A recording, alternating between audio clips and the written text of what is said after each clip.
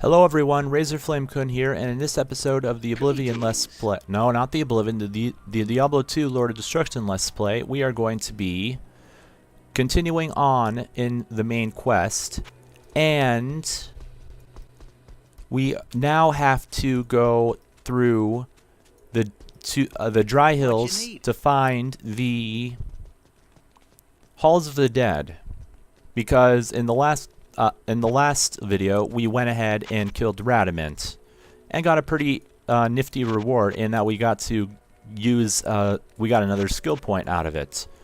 What I'm doing right here is seeing if I can get a bone helm now that I actually have enough money for it. So I'm just going to do this for a little bit on camera, and then if I don't get it on within like 10 tries on camera, I'm going to just pause the recording and start the recording again once I get it, because it seems like it's actually pretty rare now, because I'm not getting it. Come on. There's splint mail, but that I'm not going to try that. There's splint mail again, so it looks like splint mail comes pretty quickly, but the bone helm doesn't want to for some reason. So I'm going to go ahead and stop the recording here, and I will be back in a second.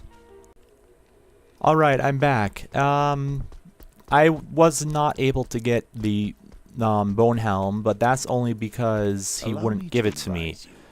Over here, I'm just going to check these. None of them are any good, so actually, the main reason why I came over here is because need to buy 1, 2, 3, 4, 5, and 3 of these. And we're going to be heading out of this area. Now, the town gate is over here, and outside of the town gate, we're going to start finding new monsters. This is the Rocky Waste, which is the area before the Dry Hills. And we start finding dung soldiers, which always drop the lightning bolts whenever you kill them, and they're very annoying because they make you use a lot of health potions. And you also I couldn't show you exactly what those enemies were, but in due time I'll show you. Oh, looks like we got some champions to deal with, too, which is not a good thing. Wow, you go, Azrael. You're just mopping the floor of those guys. But this is, the dung soldiers, as I was saying, are very annoying because of those lightning bolts that they drop whenever they die. They're really annoying. Is this the... Holy crap. I already found the area to the Dry Hills, which actually I believe, yep, the Dry Hills is the next waypoint location. And Diablo Staff, does it have anything? No, it doesn't. Unfortunately, it didn't have any good drops or any good enchantments on it. Okay, these things, Sand Leapers. What they do is they, when they're another annoying enemy, whenever you get close to them, they jump over you and attack you immediately afterwards. They're fairly annoying enemies. I mean, many of the enemies in this area are fairly annoying, to be perfectly honest. And this isn't one of my favorite acts in the game at all. Well, this certain part of it isn't one of my favorite parts of the act, especially since I think there's just so much that you have to do in this act, especially in this part that we're doing right now. Just to continue on in this, you have to go through like 4 or 5 different places, which gets really annoying really quickly. And basically, as I said in the last episode, I'm going to be splitting this next quest into several different parts, several different videos. I think I said a total of 5 videos. This one was going to be talking about, is going to deal with the rocky waste and the dry hills. Then the next episode is going to talk about the halls of the dead. I'll continue on this discussion a second after we go ahead and take care of these enemies here. Okay. Cute. Then we're going to be spending some. Then the next video is going to be the areas up to the far oasis.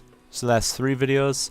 The 4th video is going to be the Maggot Lair, and then the 5th video is going to be the areas up to the Claw Viper Temple and the Claw Viper Temple itself in that video. So, as you can see, quite a lot going on in the next few videos.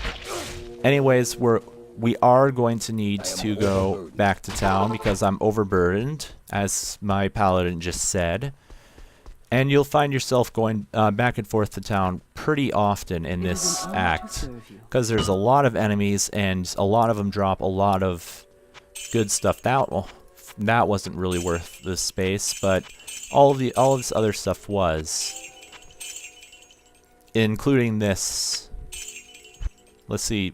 Yep, there it is. And 10,000. See, they rip you off with that. I just really don't like that. They rip you off so badly with that when you sell those. Nothing better than what I currently have, so we're going to be heading back into the desert after I take another drink. Okay, so we're heading back into the dungeon now. Not the dungeon, the rocky waste. And we're going to be killing more enemies. Rondochet is a paladin only item. It's a shield. And personally, they don't sell very well, and they rarely have anything on them in terms of skill enchantments, so I just usually ignore them. But this time I'm just going to pick it up and bring it back to town just to show you how bad they sell for. And as you can see, these areas are very, very big. I mean, we're still going through the rocky waste, and we haven't even gone through the entire border of this area yet, which tells you that these areas are huge. And that might mean that these videos might start to become longer than I'd like, but that's what I'm gonna have to deal with in this act because of these really bad placements sometimes. Fire Shrine didn't kill anything, but it does lots of damage to us. That's a shrine that you sometimes want to avoid, sometimes you want to use, especially when you're surrounded. You can use it and then have all of the enemies that are surrounding you get killed off by the fire. And if you survive, then that's awesome as well. But let's see. See, look at this. I'm already almost full again. Which just goes to show you how often you have to go back to town in this act. But thankfully this Dirk is actually only 2 squares. But still, the main reason why I'm doing this, why I'm doing it this way and showing all of this in this video is because it's part of the gaming experience. And I know I said I wasn't going to do experience farming on camera, but I don't consider this experience farming. What I consider it is exploring new areas. And there's our first flawed topaz, which has a 13% chance of getting better items. So that's awesome. And yes, we're going to have to go back to town because I'm full yet again. And I hope that I don't have to split this up into even more parts, but it looks like I'm actually going to have to split it up into a... this is just going to be the video for the Rocky Waste, and then the next video is going to be the video for the Dry Hills, just because of how long it's taking me. And that only sells for 102, so in my opinion, not worth it. 12, 14, nope, still not better. Nothing better there. But as you can see, we're starting to rake in quite a bit of cash, which is really good. Anyways, we're going to head back out of town again, because that's what we've been doing in this episode so far, is going in and out of town quite often because of all of the stuff that is getting dropped here. All the good stuff that is getting dropped, and that is worth quite a bit. There's an amulet and superior falchion. I'm not going to pick up the leather armor, I don't think. Mainly because it doesn't sell for much. I don't think it would sell for much, like maybe 800 at most. And now at this point in the game is when you really have to start really just picking and choosing the loot you're going to pick up and the loot you're going to leave behind. It's usually at this point in the game that I stop picking up anything that is low quality, damaged, crude, you know, that in that area, and only pick up stuff that cracked, you know, and only pick up stuff that is actually not damaged or anything. And there's our first slot emerald, so we're just starting to pick up gems left and right, which is a good thing because gems are good in this game.